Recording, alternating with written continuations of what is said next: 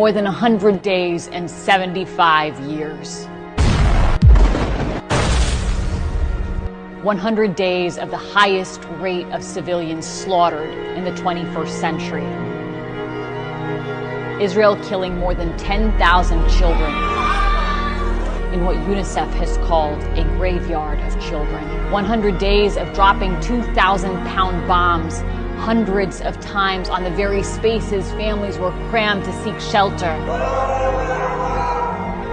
murdering them in an ever-shrinking killing cage in sheer cruelty and deliberate destruction of life.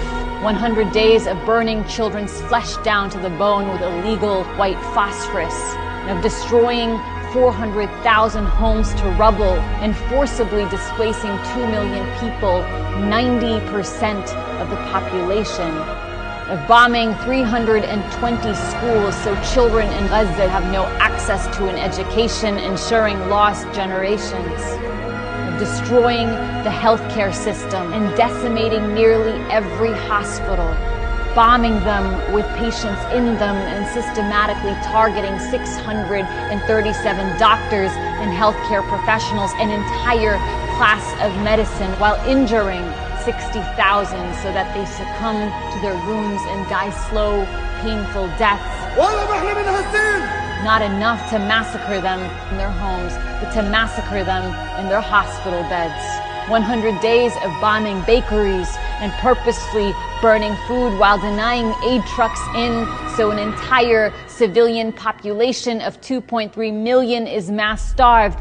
80% of those starving in the world in Gaza, 9 out of 10 people in Gaza sleeping without eating, with Israel using starvation as a weapon of genocide on 1 million children. 100 days of killing more than 100 journalists, the highest number of journalists murdered in history.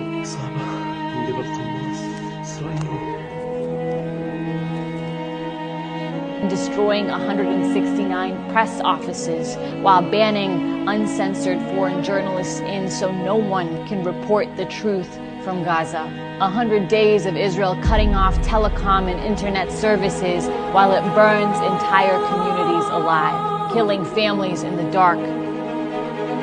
Only 6 ambulances left to save a population of 2.3 million. 100 days of destroying the world's oldest churches, mosques, universities, historical archives to erase a people's culture and their history. 100 days of target assassinations of Gaza's best and brightest, its leading poets and civic activists, its preeminent scholars and scientists, its leading public intellectuals to kill any prospect of a people's future. 100 days of erasing 1,400 multi-generational families from civil registries, grandparents, parents,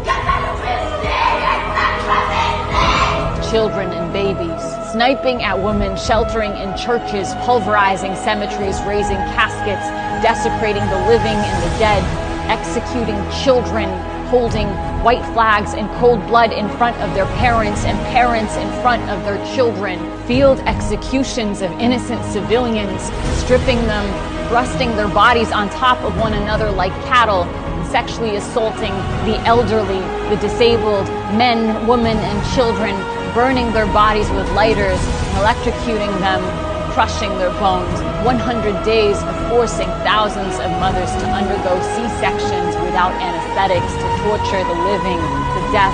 100 days of blowing limbs off 9,000 children and cruelly forcing thousands to undergo amputations without anesthetics. 100 days of orphaning 25,000. Creating a generation of traumatized children without parents. 100 days of collapsing neighborhoods on families' heads in their sleep. As they shelter in UN schools after being forcibly displaced from their homes, children's bodies crushed beneath rubble, soldiers laughing and filming themselves as they press the button to wipe out entire blocks on children's heads as though human lives are a game that they play. The sadism and sense of impunity and hatred for innocent life knowing no likeness in our lifetime. 100 days of them telling the world what they are doing in horrifying language, followed by action at the highest levels and across society. Language that we heard in the worst horrors of human history, speaking of annihilating a people and of human animals. And that is why the world is marching with Palestine, because it's impossible to know the truth as a human being of conscience and to uphold this for human life. 100 days of the first genocide in history, where its victims are broadcasting their own destruction in real time in the desperate, so far vain hope that the world might do something. This can never be self-defense. אתה יש לך שכן ערבי, אתה לא תחכה שהוא יבוא אליך הביתה. תיכנס אליו הביתה בטירה. Nothing can justify this. أنا لا أسويهم بالحيوانات لأن هذا تحقير للحيوانات. This is genocide on a population that's been subjected to 75 years of annihilation. And if I don't steal it, someone else is going to steal it. Of ethnic cleansing and vicious apartheid on their land in Gaza and in the West Bank, a Nakba that has never ended. Of 56 years of brutal illegal occupation and violent oppression. Of 17 years of a deadly siege in the world's largest concentration camp. A people denied their right to exist for the past 75 years, denied their right to live in dignity and in freedom. A people persecuted for decades, massacred in the thousands, held hostage in the thousands before October 7th and every day after October 7th. Tortured in indefinite military detention without trial or charge, including thousands of children suffering pogroms of their villages, the destruction of their homes and schools, the uprooting of their olive trees and their history and their families and their livelihoods.